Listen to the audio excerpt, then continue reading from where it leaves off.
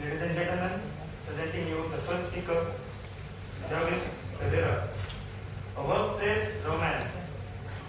A workplace romance, Jervis Pereira.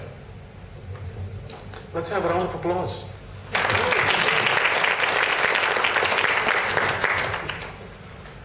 When my family first knew that I was a member of Toastmasters, I became a victim of stereotyping. You see, my sister's wedding was right around the corner, and so I became the ideal candidate to raise her toast. But just as any good Toastmaster does, I sat down to think of an opening that was simple yet impactful. After much deliberation, here's what I finally came up with. Love takes place in places where you least expect it, when you least expect it. Esteemed guest, ladies and gentlemen, Mr. Contest Chair, my fellow Toastmasters. This is the story of what inspired that line. It's a story about a boss who showed me the true meaning of love in the workplace. Bill Maybush was the project director at the last construction project that I worked on. An American, he was 6'2", lean as a rake, and had eyes that highlighted his German ancestry. I was an engineering assistant, though I often called myself an assistant engineer. You see, I was put in charge of the project's information database. And with that great responsibility came more direct lines of reporting than a spider's web. Bill took it on himself to show me the ropes and teach me a few tricks to survive in the corporate jungle. One fine day, Bill called me into his office. He was sitting at his desk, and at the other end, on telecom, was a client that was upset. I mean, that guy was livid. Bill took his barging like a man. He was quiet, patient, uninterrupting. The client was upset because he claimed he hadn't received some project tender documents.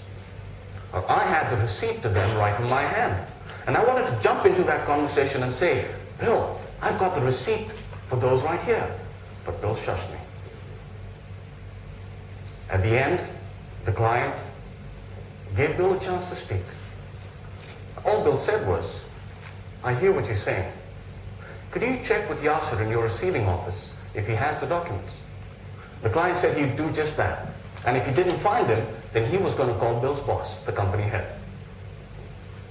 When the client hung up, I asked Bill, I said, Bill, I have the receipt of those documents right here.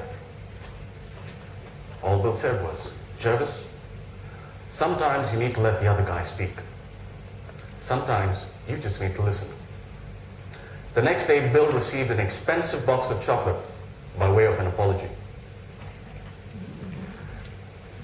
Days turned into weeks, and the workload started getting hectic. So much so that my team was bursting at the seams. I was pulling 22-hour shifts just to keep up with consultants across 2 continents.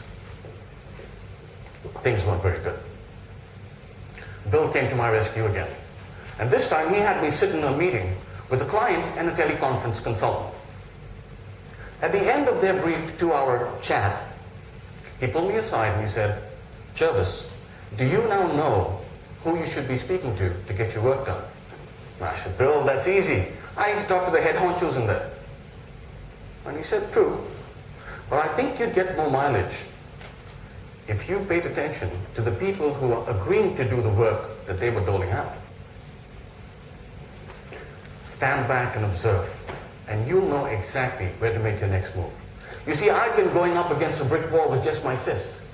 And what I should have been doing was taking that wall down brick by brick. Weeks rolled into months, and the work pace, it didn't abate. I was getting hit hard at work, and I started making mistakes.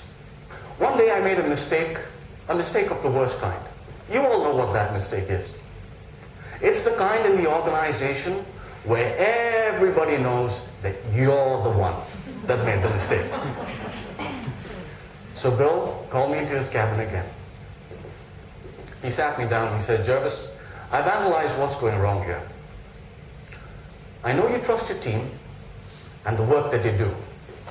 But you need to check it yourself. You see, they have your back. You need to have theirs too. So validate what they do because it reflects on you.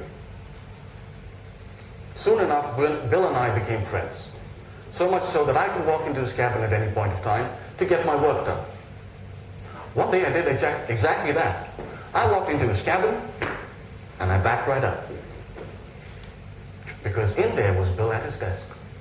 And at the other end was the company head. And that guy was ripping Bill a new, how do I say this politely? He was ripping Bill a new set of ears.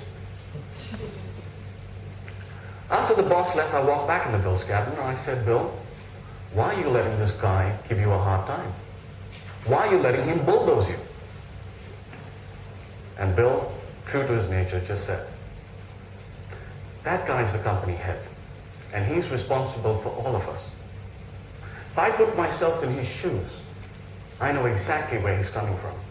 I push my team just as hard to perform and make fewer mistakes.